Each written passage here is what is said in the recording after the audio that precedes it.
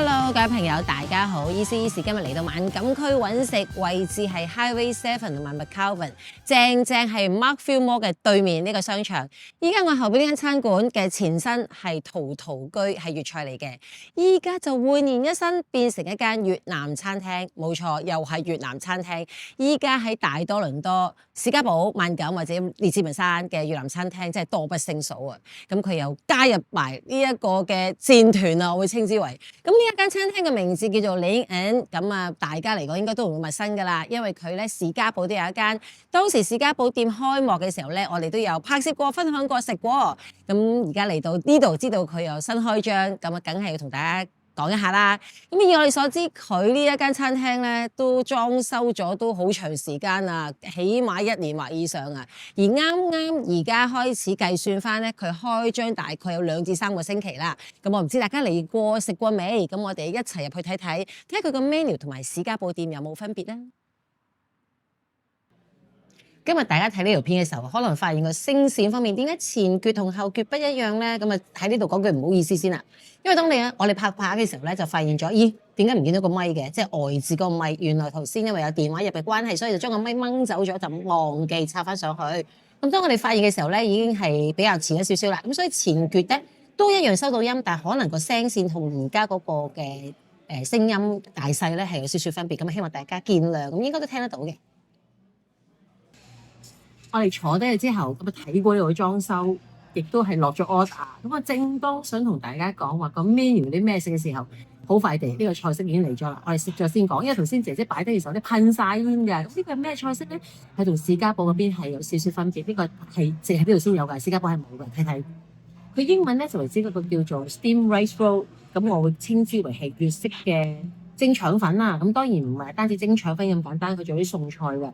咁佢嗰個 menu 上高咧有多唔同嘅款式，而呢一個咧就係 almost everything 都有啦，即係差唔多所有嘢都喺度啦。我同大家講講啊，有佢呢一個係 signature 嘅 fried squid cake， 即係魷魚餅，佢哋自己 in-house 做嘅。仲有就係越南嘅 sausage， 呢一個 pork sausage 同埋 grilled pork 係豬肉，即係燒豬肉，即係烤豬肉。咁仲有啲乾葱，仲有一大扎嘅香菜啊咁樣，仲有啲酸蘿蔔。唔講咁多啦，食住咗先啦，因為真係熱辣辣，而家都有少少凍咗啦。除咗面頭好多餸之外咧，我發覺佢嗰個腸粉咧裏邊都隱約地都係包咗啲嘢。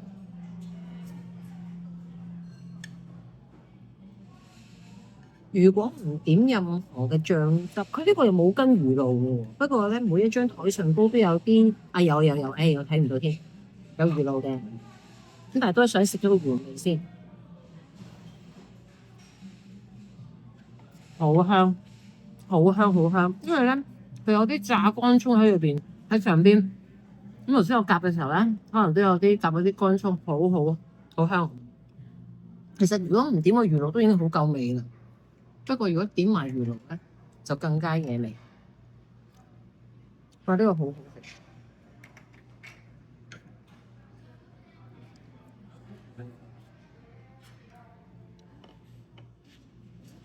好好食，個魚露係帶甜，好香蒜蓉味。咁至於佢嗰個腸粉裏邊咧，係包嗰啲碎豬肉嘅。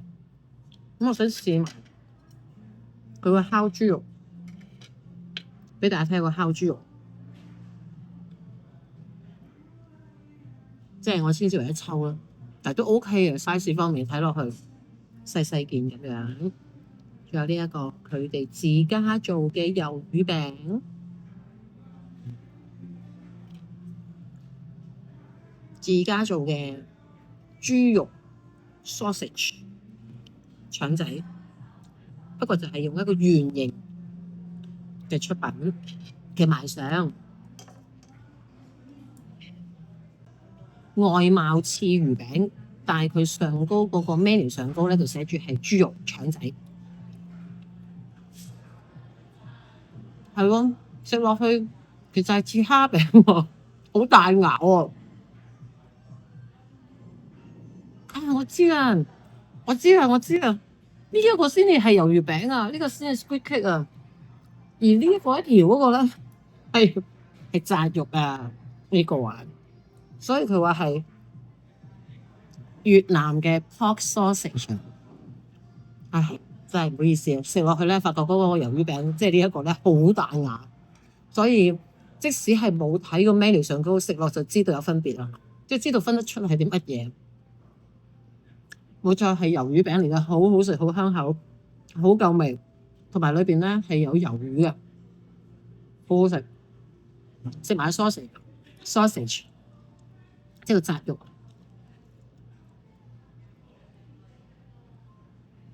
扎肉都好好食。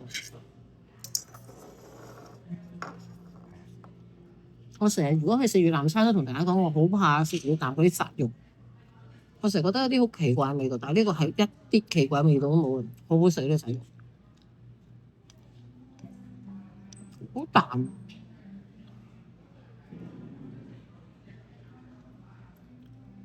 同埋佢個味道鹹淡係適中。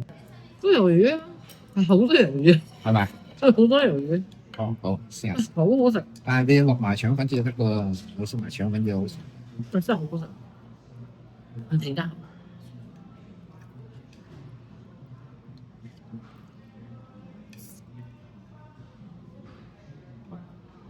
其實即係佢哋要你腸粉同埋所有嘢一齊撈埋嚟食。我覺得呢個 highly recommend。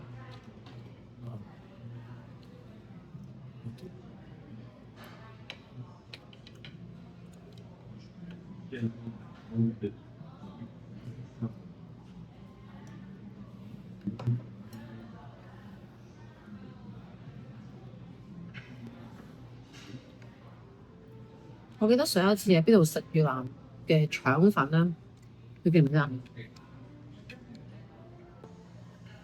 好好食㗎呢個，即係除咗好食之外，真係實在係諗唔到第二個形容詞。我哋上一次食越南腸粉喺邊度啊？如果我冇記錯，就應該喺 London 嗰間中餐館，裏邊係無啦白事有個越式腸粉，我唔知你記唔記得？唔記得。咁我如果冇記錯，嗰度都係 OK 好食，但係如果你話即係有越南風味，我又唔想講正宗兩個字，因為其實喺我嘅腦海裏邊，我邊度識咩叫正宗唔正宗啊？係咪？反正我覺得喺呢度真係好好食，個味道好啱，好香口啊！highly recommend 呢個。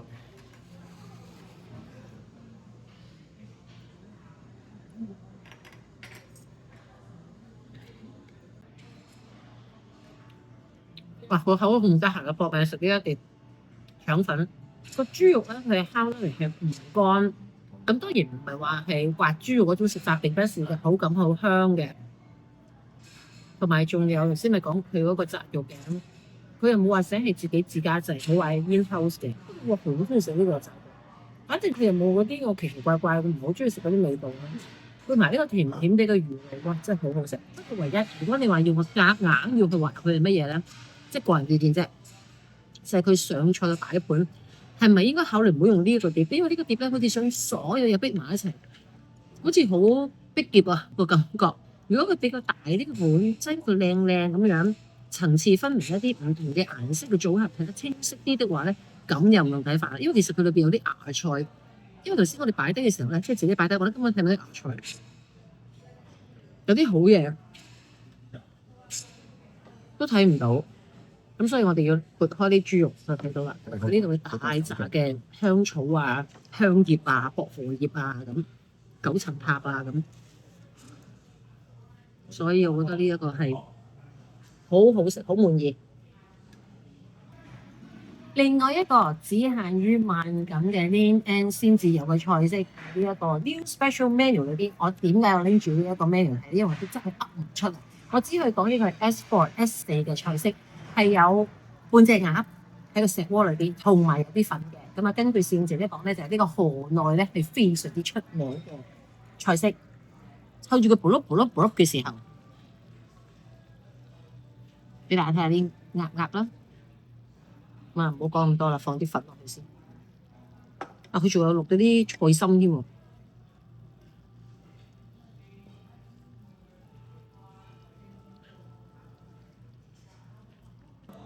放咗啲粉落去，趁佢仲係咕碌咕碌咕碌嘅時候，同大家分享一下呢個啲鴨肉。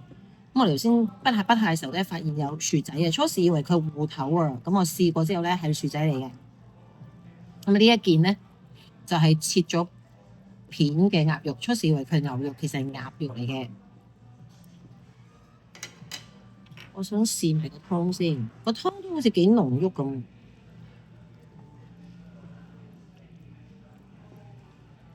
我中意食佢啲石鍋粉啊，可以 keep 住個溫度熱辣辣，同埋佢仲有奉上一個豉油醬辣椒，我就咁食佢原味。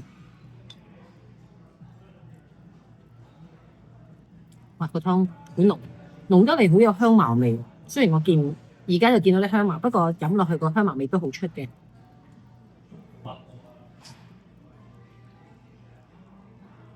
鴨肉一般係比較粗纖維啲，如果比雞肉，但係呢個鴨肉咧係腍嘅，即係唔可以同雞肉比較話，雞肉啊滑啲咁。呢一個咧佢係的而且確係冇雞肉咁滑，但係如果係鴨肉嚟講咧，係算係腍同埋係好食嘅。佢好濃郁嘅味道。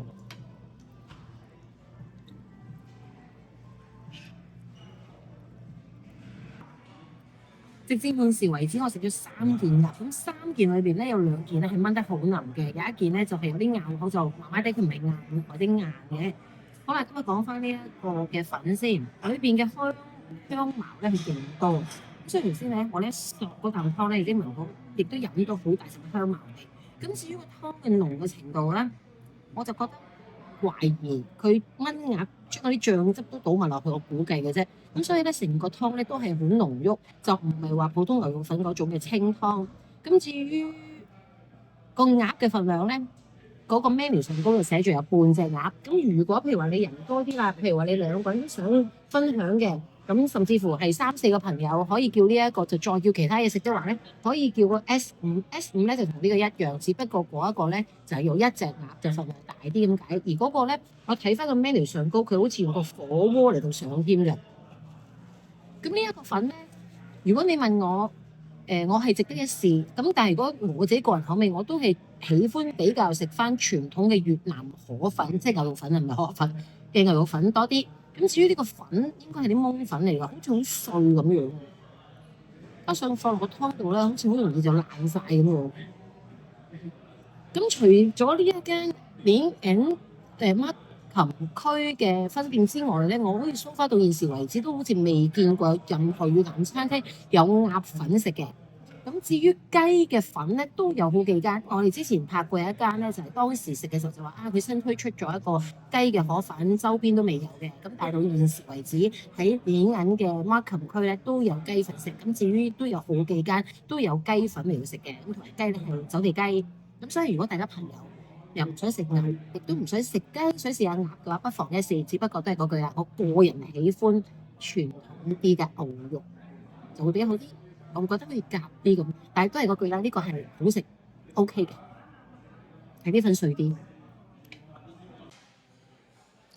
講明 special menu 真係好 special，所以你今日叫2個咧都係 special menu 嗰度嘅。咁頭先都同大家分享過啲食物嘅質素啊，或者我哋喜唔喜歡啊。我想再講多少少關於呢個鴨粉啊。咁除咗頭先講過俾你聽嘅味道之外咧，我自己有少少意見就係、嗰個粉佢應該係原用嘅檬粉啦，咁所以咧佢本身咧都已經係比較碎啲，放埋落個湯度咧就更加碎，加上佢用咗薯仔啊，咁啊喺裏邊咧嗰啲澱粉質一路釋放的話咧，就越整個湯咧就越結，咁同埋嗰啲鴨係斬件啊嘛，咁所以咧亦都有啲鴨嘅骨啦，咁所以裏邊食下咧都會有啲碎骨嘅。咁如果整體嚟講咧，如果你問我的話，我都係 prefer 牛肉粉。因為如果係鴨嘅話嘅做法都得，但係將個鴨肉切片會好啲咯。咁同埋佢另外個味道咧，佢雖然有跟埋嘅時候，其實基本上唔需要，因為個味道係夠嘅。只不過我始終會覺得，咁樣個組合我會有少少保留。睇下有冇機會一陣間見到老闆同佢反映下意見。不過咁呢個係我自己個人意見，我未必話叫中意啫。咁但係可能越南人佢哋會喜歡呢個組合都未定。唔知你會唔會有興趣叫呢個鴨粉試下咧？本來我哋係冇打算喺呢間越南餐廳 Markham 分店嗰度拍攝俾大家睇嘅。咁點解今日都嚟做呢件事咧？試完就2日之前到，咁我老公就喺呢度入咗嚟拍咗一段小片段俾我睇。咁我發覺睇落去之後，覺得呢間餐廳都好靚喎。咁啊，覺得都幾有特色。咁跟住話俾你聽就係 Markham 區嘅鏈銀，咁所以今日就嚟咗啦。咁入到嚟之後發現咧，其實未入到嚟，當時睇片嘅時候已經發現咗一樣嘢，就覺得佢呢個樓底係異常地高。如果我冇記錯，當日陶陶居嗰個樓底都好似冇咁高㗎。咁我哋坐低咗之後，咁啊，梗係要參觀一下啦。咁啊，發現咧佢嗰個除咗一般喺多倫多越南餐廳見到嗰棵唔知係櫻花定係桃花嗰棵樹之外咧，都仲有其他好有特色嘅東西想同大家介紹一下嘅。係有啲咩咁特別咧？佢花樽係好多好多，咁加上頭先同阿攝影姐姐傾開偈，佢話俾我哋聽呢個裝修咧係有啲中國同埋日本特色聯合埋一齊，咁加上佢仲有個角落位嗰度咧，就係有如置身於一個舊式越南家庭嘅擺設嘅食飯嘅地方，咁所以我都覺得幾特色，同埋當中咧有一對對聯，我覺得係對聯，因為我唔係好識。唔係好識，直頭係唔識越南文。不過我覺得佢個外形睇咧，就似我哋華人中意用個對聯，只不過係用越南文寫咁解啫。咁除此之外，佢仲有啲咩咁特色咧？咁我哋睇見有條巷仔，就係通去洗手間嘅地方，有好多畫，唔係畫係相片掛出嚟。而睇住呢啲相片，俾我感覺好似走入咗一條時光隧道，因為啲相片裏邊咧有好多嘅嘢發現到啦，例如見到好多越南人嘅家庭嘅生活，有啲小朋友，亦都有啲好似街市咁樣嘅背景，又都好似有啲煮飯嘅餸菜，咁我都覺得係幾特色嘅。其實當我哋一入嚟嘅時候，喺門口已經見到有幾張凳，好具中國特色。咁啊，我喺度諗下啦，會唔會嗰幾張凳真係有實際用途？譬如話啲客人入到嚟嘅時候未有座位坐，都可以坐喺嗰度等位咧。咁啊，講起客人啦，咁我哋入到嚟睇見呢間餐廳嘅大細咧，就相當之大嘅。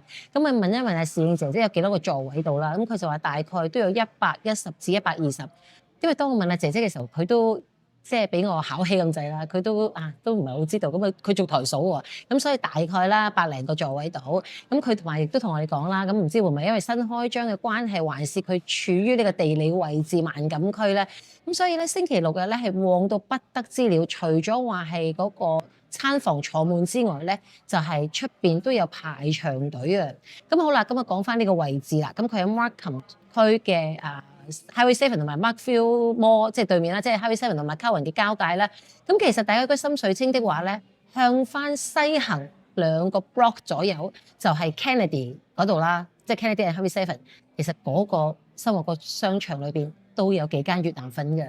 咁到底呢一個連銀嘅餐廳會唔會擔心嘅客路唔夠咧？咁呢一個就真係唔知啦。不過我哋今日喺度食嘢都發覺佢個水準都相當之唔錯嘅。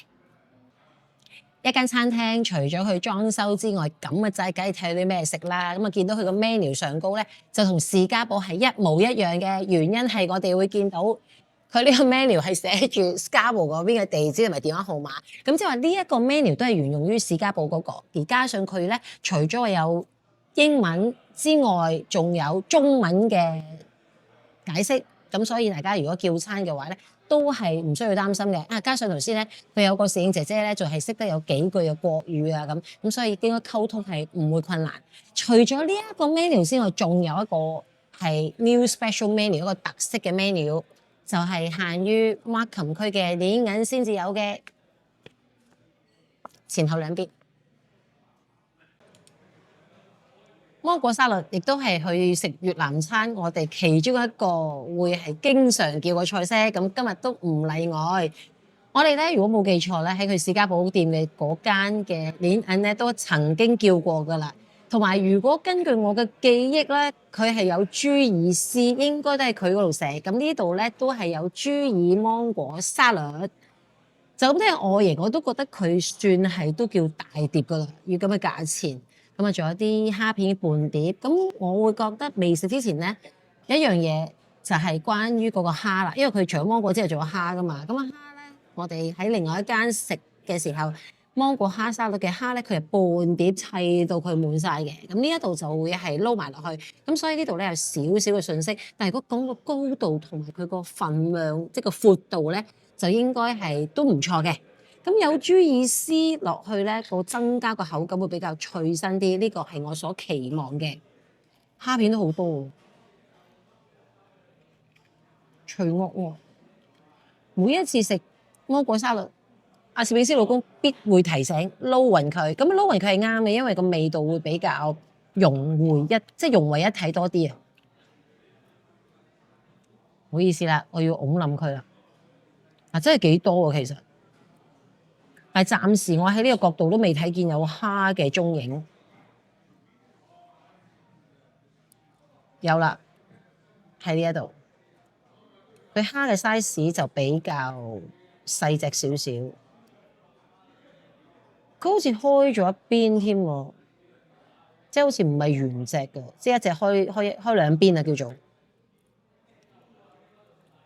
而家呢個距離聞落去都好香嘅。撈勻佢嘅原因係將嗰啲乾葱啊，或者係醬汁啊，都可以上埋去嗰啲芒果度。咁加上有啲花生嘅話咧，食落去就脆口。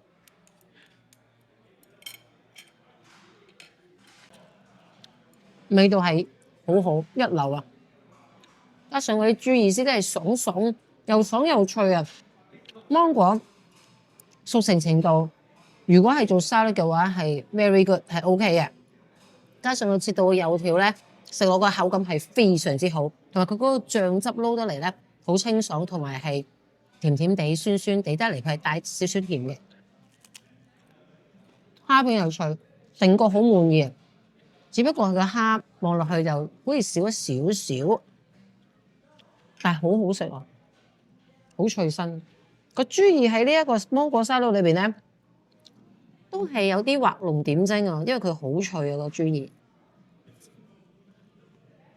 好特色，好好食。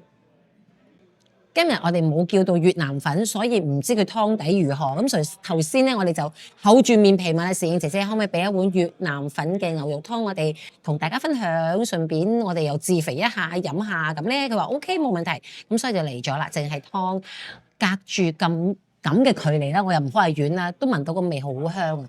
咁至於清唔清，畢落個碗我諗會更加清楚睇得到。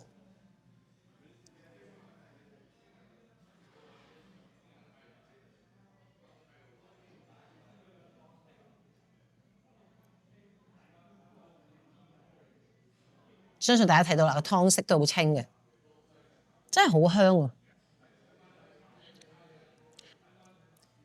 就咁飲係鹹咗少少，但係都係好味嘅，好飲係鹹咗少少，襯埋粉食我諗會係好好多。呢度啲侍應姐姐服務態度相當之良好。咁頭先有一個侍應姐姐就走埋嚟啦，問我哋嗰個食物嘅質素啦。咁我同佢分享翻嗰個鴨粉咧，我哋就麻麻地。咁都係嗰句啦，我哋麻麻地唔等於人哋唔中意噶嘛，係咪？咁另外個芒果沙律食落去就發覺啲蝦咧嗰個嘅質地好似唔係好新鮮嗰種，係好似有啲霉啊，唔彈牙。咁我就反映翻意見俾佢聽，咁佢就話咁就佢都接受我哋意見嘅，不過佢同我哋解釋就話其實佢睇住佢哋每一日師傅佢哋咧都係新鮮咁樣去處理啲蝦嘅，咁但係就真係唔知點解會咁樣啦。但係無論如何點都好啦，佢話多謝我哋意見，亦都會同老闆反映翻嘅。咁希望嗰個質素會有所改善啦，都係嗰句啦，味道係 OK，只不過係個蝦就有進步空間。新店開張，點少得唔同大家去分享個優惠啦？咁呢度都有優惠嘅。咁由而家開始，因為佢哋試業期間嘛，直至到佢哋正式開幕嘅期間之內，如果大家網友們係俾現金去惠顧的話，就有95折優惠，即係5% off。如果係 debit card 的話咧，就冇呢個優惠啦。咁佢哋 credit card 咧係暫時唔接受嘅，咁所以大家俾現金有折扣優惠5%。綜合嚟講，今日嘅服務佢哋提供同埋食物質素都係滿意嘅。咁加上佢呢度環境真係好寬敞，坐得好舒服啊！如果我哋真係行開呢頭嘅話，我會覺得呢度亦都係我哋其中一個食越南粉選擇嘅地方。網友們，希望你今日中意我哋分享，如果喜歡的話，將呢條片發放開去俾你朋友見到，讓到佢哋可以 subscribe 我哋 channel，撳埋隔離嘅鐘仔，同埋而家試業期間有50% 優惠，俾現金結帳的話，咁所以希望你哋喜歡，我哋繼續會發掘多啲新嘅題材同大家分享嘅。雖然今日仍然係越南粉，咁希望大家唔好見怪啦，繼續希望你繼續睇我哋嘅channel 啦。咁我哋唔講咁多啦，我哋就下次再見啦，拜拜。